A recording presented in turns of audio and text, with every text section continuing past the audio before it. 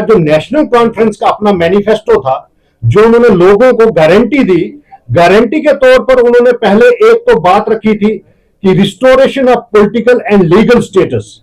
Job package में उन्होंने बोला था कि 1 लाख जॉब जो है ये यूथ को प्रोवाइड करेंगे, और साथ ही साथ उन्होंने कहा था कि पहले 3 महीने में, जब उनकी सरकार बनेगी तो पहले 3 महीने में वो Jammu Kashmir youth employment generation act पास करेंगे, ताकि सरकार बनने के 180 दिन के भीतर जितने भी गवर्नमेंट सेक्टर्स है उनमें जो वैकेंट पोस्ट है वो फुलफिल की जाएंगी, हर एक डिपार्टमेंट की। इस बजट में वो भी चीज दूर दूर तक नहीं दिख रही है। इलेक्ट्रिसिटी में उन्होंने कहा था कि 200 यूनिट इलेक्ट्रिसिटी फ्री दी जाएगी हाउस होल्डर्स को, लेकिन इसके उल्ट क्या होता है कि सरकार ने 200 यूनिट किनको दे रहे हैं, एएवाई को दे रहे हैं।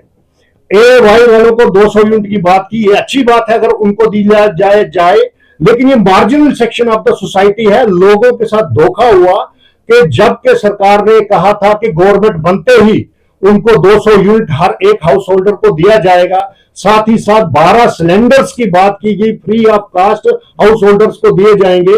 इन परिस्थितियों में सरकार पूरी विफल। रामबन डिस्ट्रिक्ट में 2 असेंबली सेगमेंट आते हैं, एक बनिहाल और एक रामबन। इसमें दोनों नेशनल कॉन्फ्रेंस के आप देखेंगे जो नुमाइंदे यहां से जीते हुए हैं। अब जो लोकल इश्यूज के साथ साथ बजट में जो हमारे डिस्ट्रिक्ट की बात करनी चाहिए थी और जो हमारे डिस्ट्रिक्ट को हक मिलना चाहिए था, इसमें वैसा कुछ तो प्रोविजन नहीं है। आप नेशनल हाईवे की बात करते हैं, आप आए दिन नेशनल हाईवे रामबन में बंद हो जाता है। कितनी बेशकीमती जाने आपने देखी होंगी, मेहाड़ में, आपने डिगडोल में, एक्सीडेंटल प्रोन एरिया होने के बावजूद जो काम दिया गया है कंपनीज को, तो किस कैपेसिटी में ये सबलेट करके काम किया जा रहा है और सब स्टैंडर्ड क्वालिटी का वर्क। आप मेहाड़ की पस्सी मशहूर पूरे हिंदुस्तान में हो चुकी है, कितनी बेशकीमतें वहां जाने गई, एक्सीडेंट हुए।